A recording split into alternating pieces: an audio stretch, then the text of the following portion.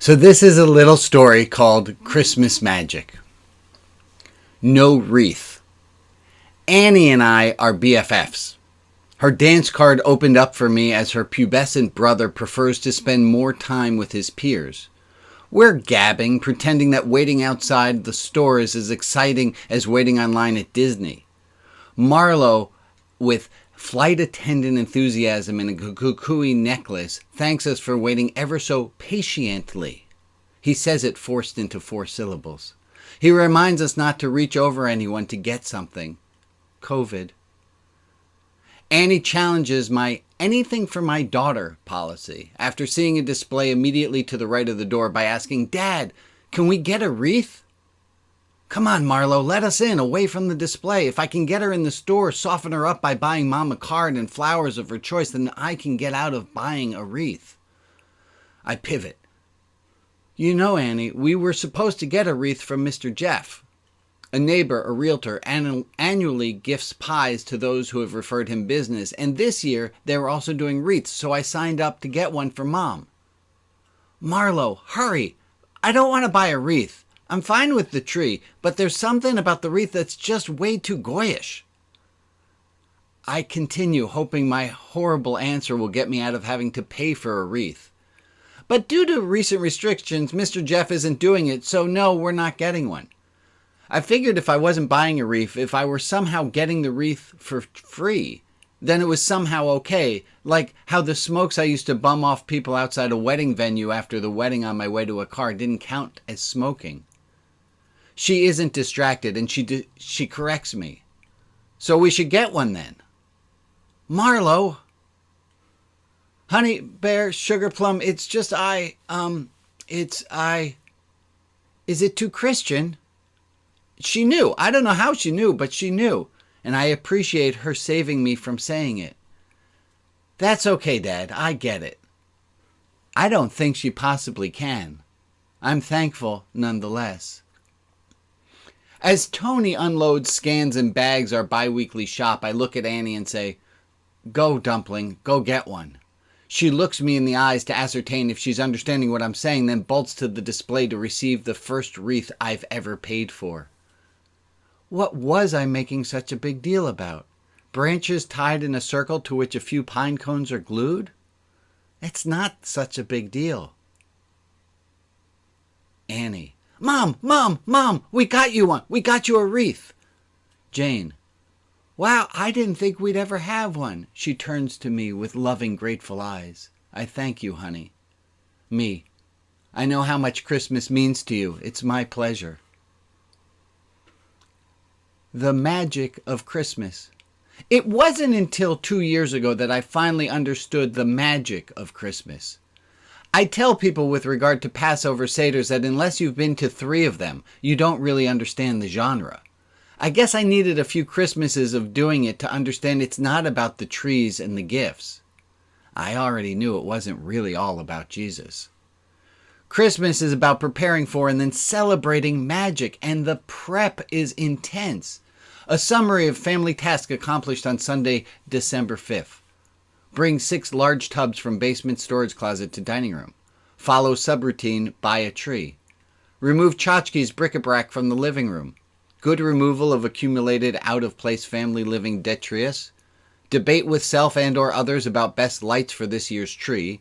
Play house moving life-size furniture. Place skirt around tree in antique iron stand shimmed up with level blocks upon a plastic mat atop a wooden floor in the bay window of living room. Add lights and then already wrapped gifts. Find teacup hooks and baggie in stockings and hang stockings. Watch Christmas movie.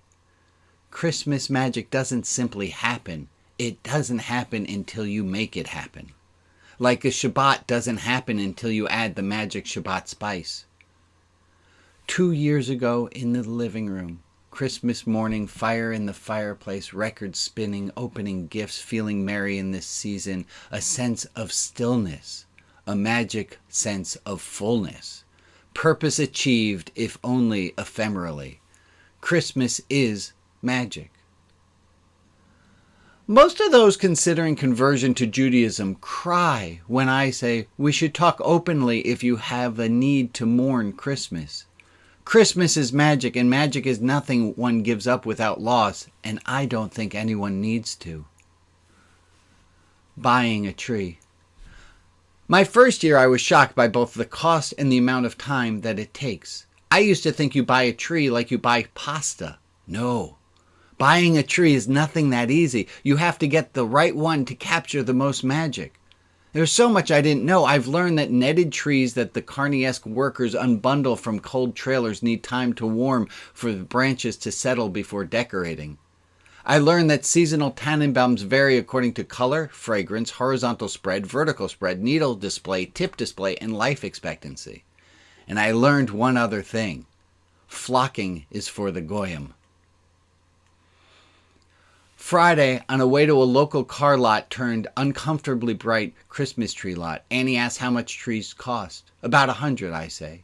Emmett asked how long it's going to take. About 30 to 40 minutes, I say. After only a brisk 20 minutes of auditions, we claim our tree. Jane and the kids go to get the minivan to pull it into the lot, and I go to pay. That will be $160, said the man in the camping chair at the picnic table. Is that cash or charge? No, I say. Too much. There are occasions when I hear words come out of my mouth I didn't know I was going to say, and those are somehow more enjoyable. He tilts his head towards the mistletoe and states, I'm so sorry. There's nothing about it I can do. An awkward moment of silence. There's nothing he can do? Ha!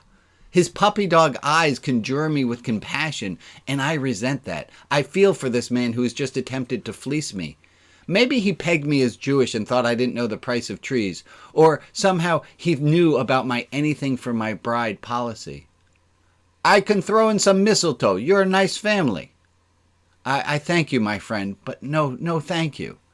I catch up to Jane before she pulls the car in. Me, if you want it, I'll get it for you.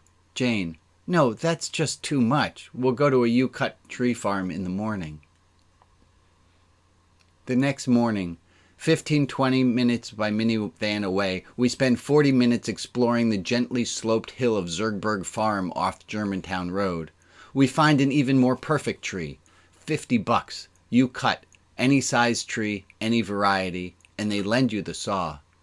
As I'm cutting around from the base, Annie says, Nice one, Rabbi. You're circumcising a tree.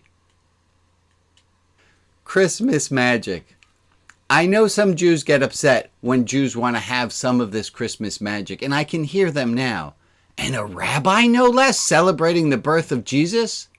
But that's not what I'm doing, although I am in favor of celebrating the lives of all amazing Jews.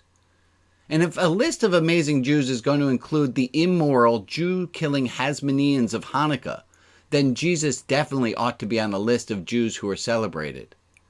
That's why we have a wreath on our door. It doesn't mean that I believe in a virgin birth or in a bodily resurrection of the dead.